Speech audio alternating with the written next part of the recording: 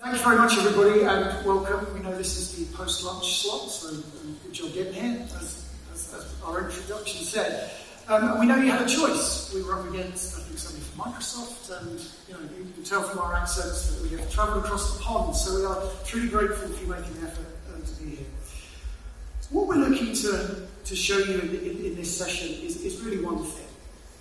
And that is that within your current channel or ecosystem, partner community, that there is enough data and intelligence to start thinking about partner marketing in a different way. And what we'd like to do is show you some of that data and also how it can be accessed, but also the story it can tell, which leads to changes in how you go about your partner marketing. A little bit about us. I'm not going to labour any of this. We've been a partner for 4 years. We had the dubious pleasure of pitching our services in the empty in-partner office, which looked like the Mary Celeste, and people had run out of it, or a volcano had hit, and there were 4 of us in there in an office of 250 people. So we came across and we thought that in-partner was a fantastic solution for us to back and wrap some services around that. And we are now a global services provider operating in most countries around the world. So Sherpa's background over 11 years, Sherpa founded in the optimistic summer of 2012, when in the UK we just had the Olympics, we hadn't left Europe, our economy hadn't tanked, I was a younger man, I had a 1-hour engagement with Huawei, come home and then founded Sherpa. And so we've always been in the partner marketing and partner recruitment space, but during the time we've been doing this, is that we've seen a lot of data, and we have access to big pools of data. And over the last 3 years, we've created a platform called Edison, which takes data feeds, visualises what's in there, and then makes recommendations. And that's where we're going to major on today. But it's not going to be around the platform. We want to show you the application. So if there are questions, please fire them at us. I'm joined today by the architect of Edison, Pascale Smith, my business colleague. So I'm doing the sort of light introductory stuff, and Pascale can do the clever stuff. Okay, but we will take questions at any point, or we can save them to the end. And I believe that the in-partner product roadmap is in here afterwards, but they can't find the VP of product, so we might just have to go a bit longer than move it on. Okay. So this I have shamelessly stolen from this morning's keynote by Tiffany Bova. And our 10-year career has been around trying to do things better in the partner marketing arena. But what we know now is that with access to data and some modern tools that you can use to analyse that, there is a real case for making it to do things differently in around the partner marketing space. We just bumped into Jay McBain, who's keynoting tomorrow. He helps us out with a couple of events a year. I've borrowed this from him. And I put this in because he talks about a customer journey now, and customer journey mapping that takes 28 steps, or there are moments to become a new customer of technology. And whilst that's interesting as a customer experience or mapping exercise, when you overlay the complexity of a partner ecosystem, the more interesting fact, and this was an article promoting TCLA, okay, is that 7 partners touch a deal as well now. So you've got 28 moments, potential for 7 partners. Then you have a level of complexity in mapping that journey and what you're asking your partners to actually do. And that complexity needs to be worked through. So just to kind of give this a bit more preface, is that we deal with upwards of 20-25 vendors at any one time at Sherpa.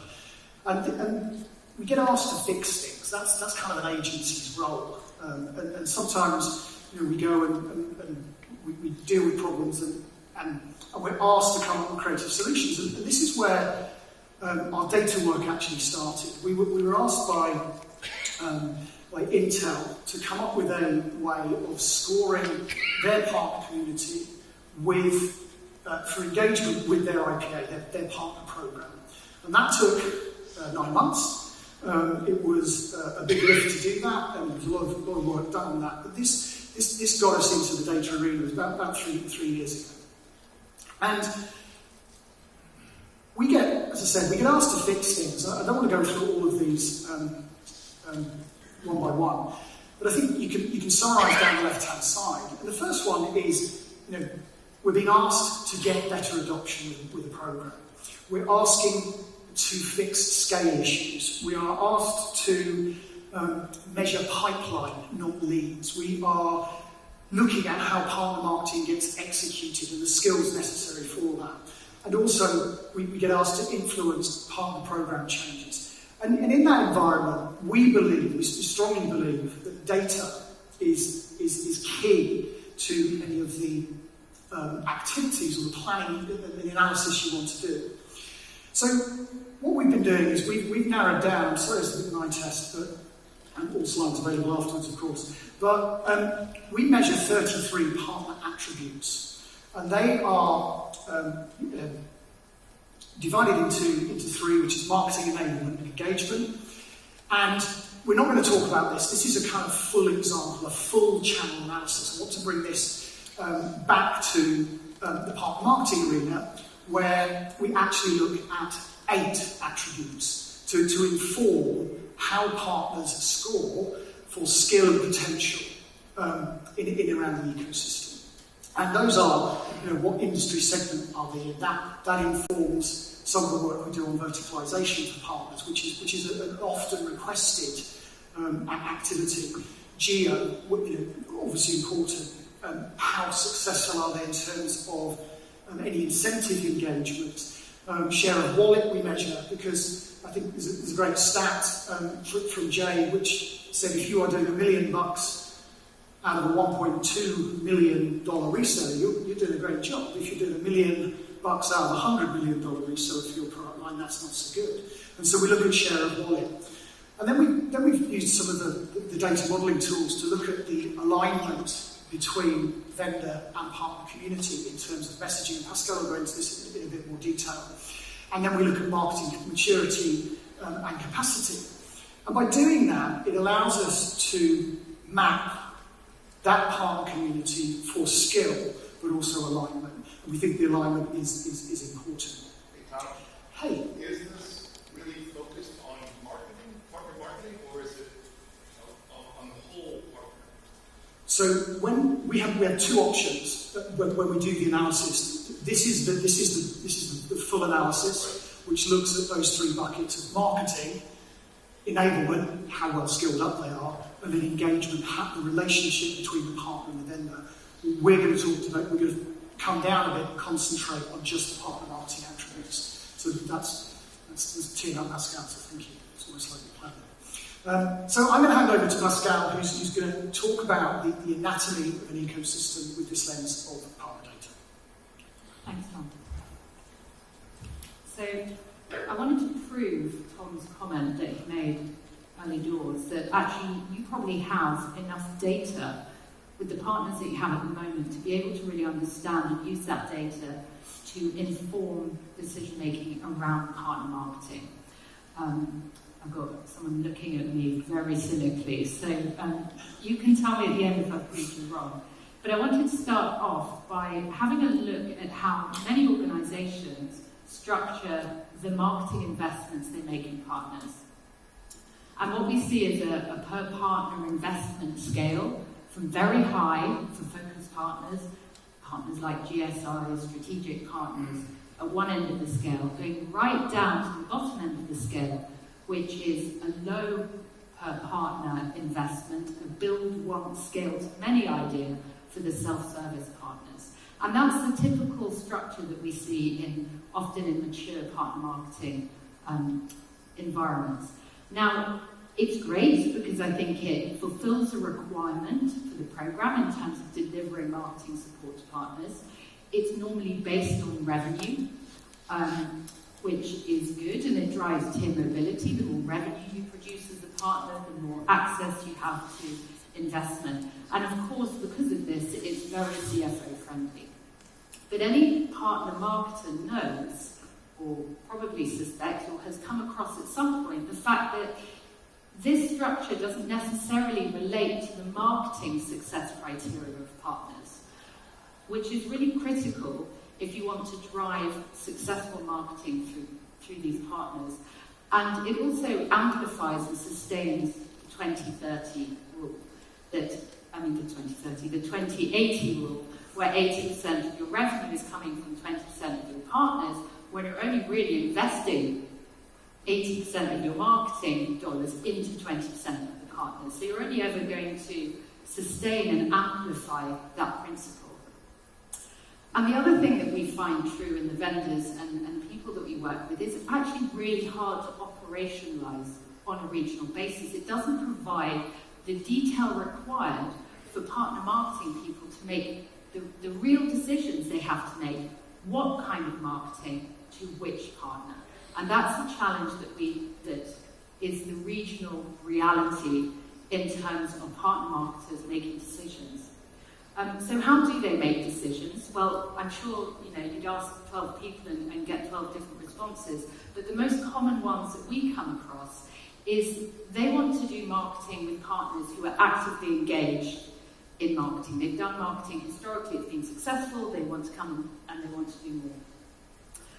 Partner marketing managers want to drive marketing through partners that are well aligned to them and their products and their positioning in the market.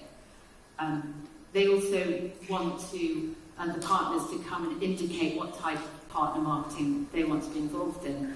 And very often, it's around the proactivity of the partners' account managers driving the partner marketing investments. And actually, in some instances, the partner marketing managers are rather beholden to the account managers being proactive, because they don't necessarily possess the data to be proactive to the partners themselves. But what's important is these partner marketing managers measure success based not on what the account managers want, but what is on. They base this on successful criteria of partner marketing, and they're measuring partner program adoption and how much marketing execution is done and how much leads generated. They're also looking at partner satisfaction and partner experience, as well as more increasingly the pipeline contribution. So what I wanted to show you is some analysis that we've done with our technology on a vendor where they've got 1,000 global partners, so just over 1,000 global partners, of all tiers and all types.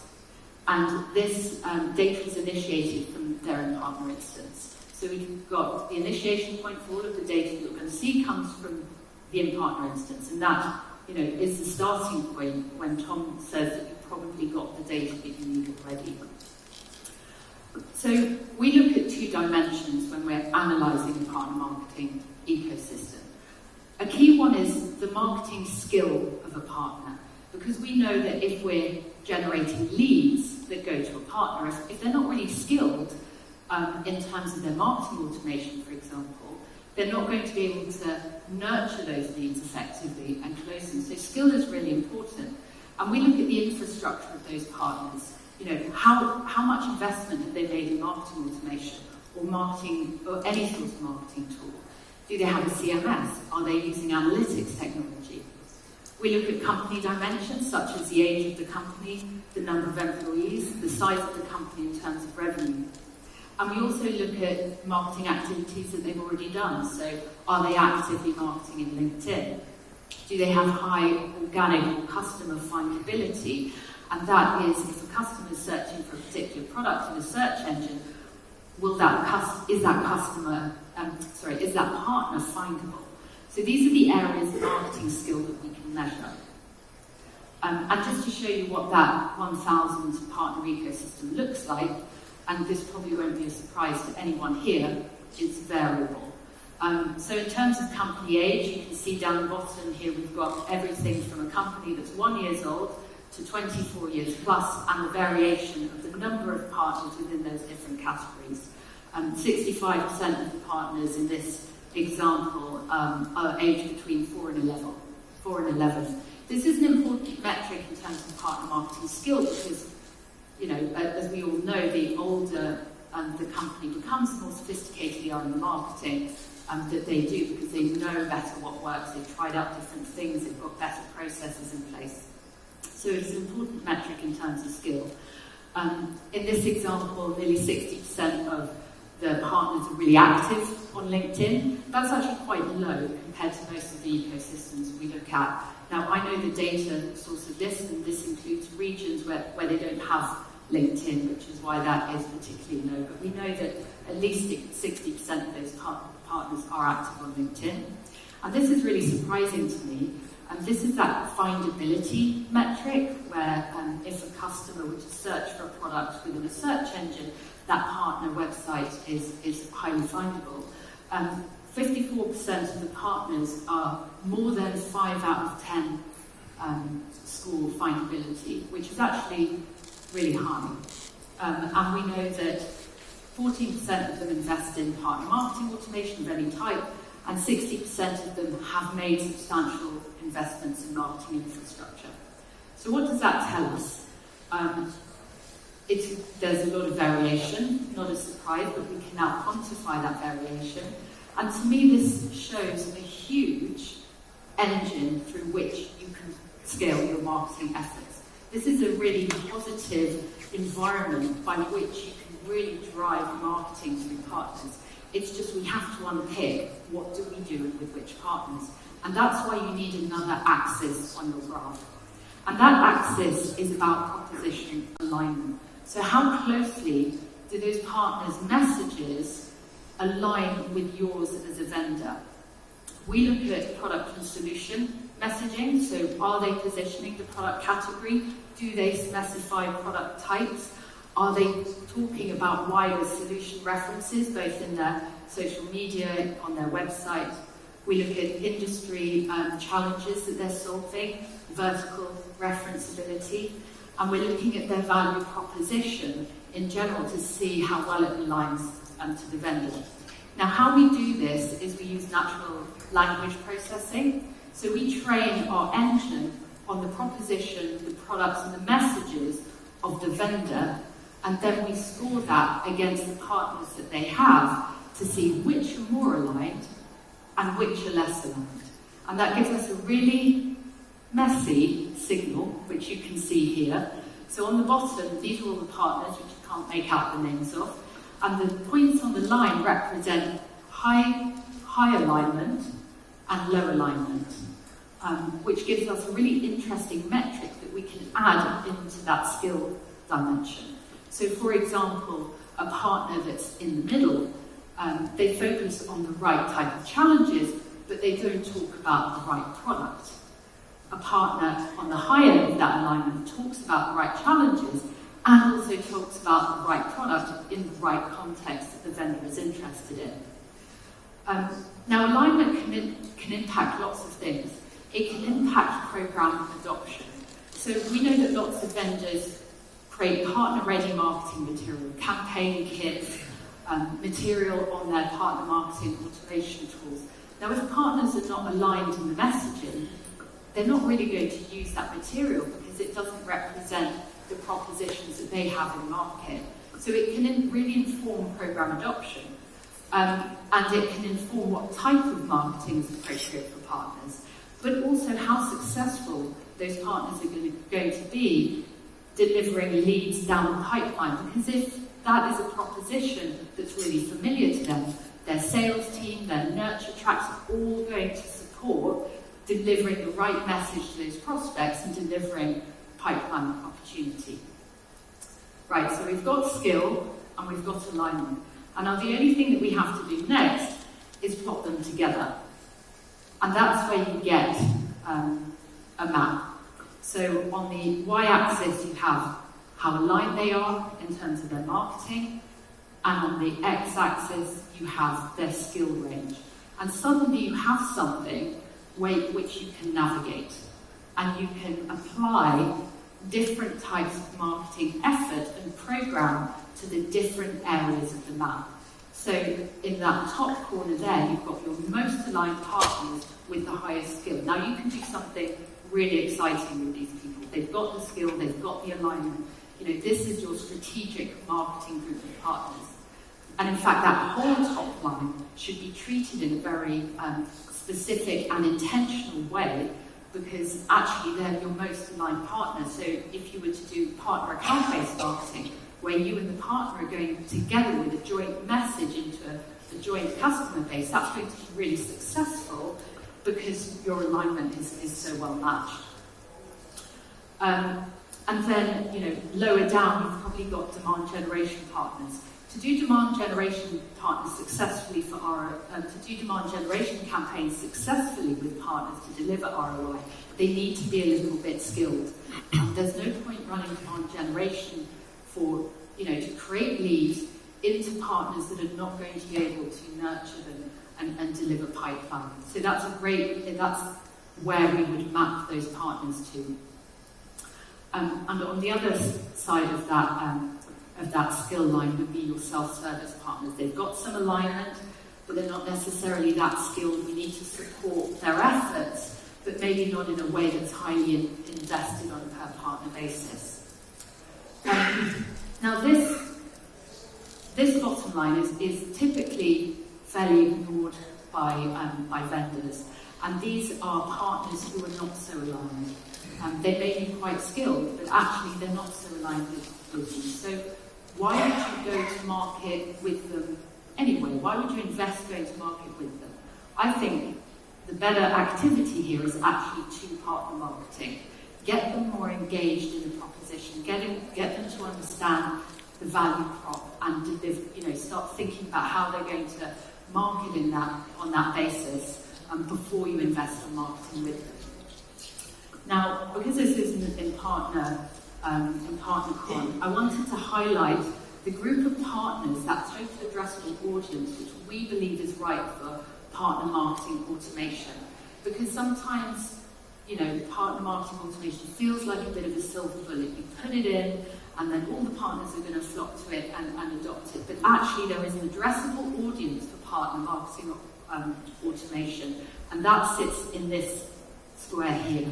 They have to be a little bit skilled. Partner marketing automation, in our experience, doesn't necessarily work with partners who have no marketing skill, nor does it work with partners who are not so aligned. There is a sweet spot to get partner marketing automation, and for us, that's on that area of the map.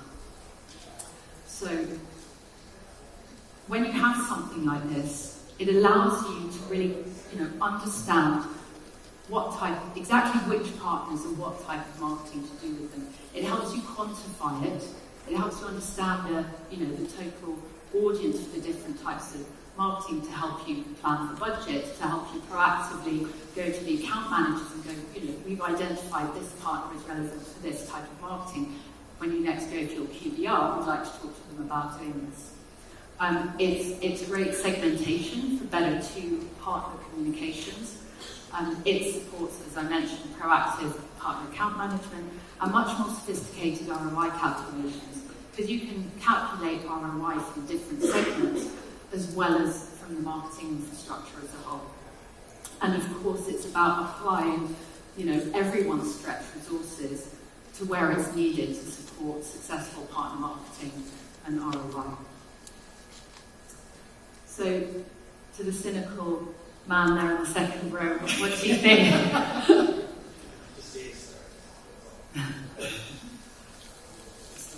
I think just to clarify, one of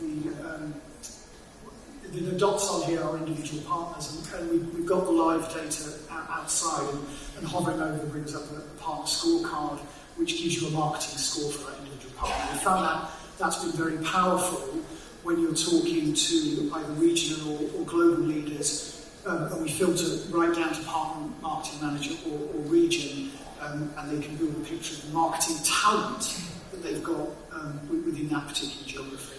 And that's this one's a bit crazy. We've picked data that needs a lot of self-serve. It needs they need to develop some marketing skills in this channel. I just be really honest about it. So, are there any more questions? We've kind of rattled through. Yes. So there was a slide that showed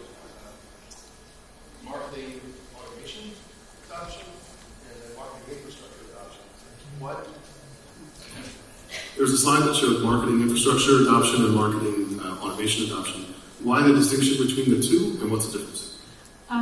Marketing infrastructure can include things like the CMS that you're investing in, the sales CRM, as well as the marketing automation and things like analytical tools. That consists of the marketing infrastructure. Marketing automation is particularly important when it comes to partner marketing because it's the engine into which you can deliver marketing. So whilst they're both important, from my experience in partner marketing, that if they've got an automation tool, so something like a HubSpot, that's really you know that you can do a lot with that because they've got that infrastructure. You're not going to have to do as much for them. Yes.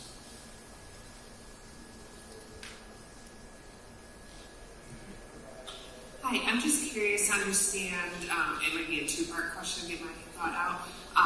You said at the beginning, Pascale, that a lot of this is taken from InPartner. So how we're in the middle of implementation. I'm wondering how long a company needs to be in partner to get enough data.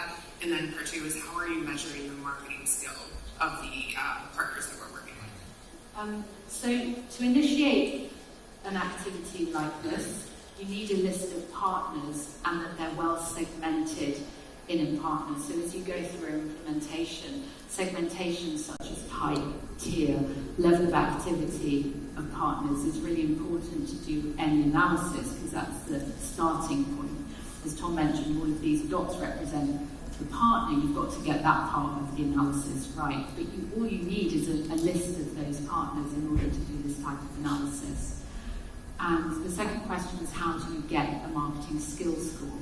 Well, you saw all those different types of metric that contribute into the scores, things like the infrastructure investment, the age, the activity. Well, we have a mechanism by which we create a blended score, which is kind of a weighted score of those different metrics.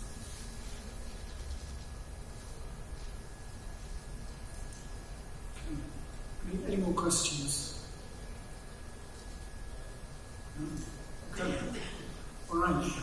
Well, thank you very much. As I said, we've got the live data outside for a couple of instances, which please come and have a look. We've got an offer on for anyone here at InPartnerCon. We will gladly run an instance of your community for you, free of charge. Makes me a little bit nervous. And we have 8. Now we have 8 because that's what my head of ops told me we can deliver over the next couple of months. Okay, but we would love, to find some of the nuances within this approach that we've done, and just please come and say hi. And to be honest, as Pascale said, really to get a started list of partners, some regional segmentation, and we can work with you on that. Looks like it's not a big lift to get to the visualization. And what we do with that's fine, but it's sometimes useful to guide conversations about the planning cycle of a quarter. Okay, well, on behalf of Pascale and myself, thank you very much for listening to two Brits, and we hope you have managed our accents. I think there are LinkedIn QR codes, and we're around until British Airways can maybe get us out of here, like they said. But thank you very much for your time.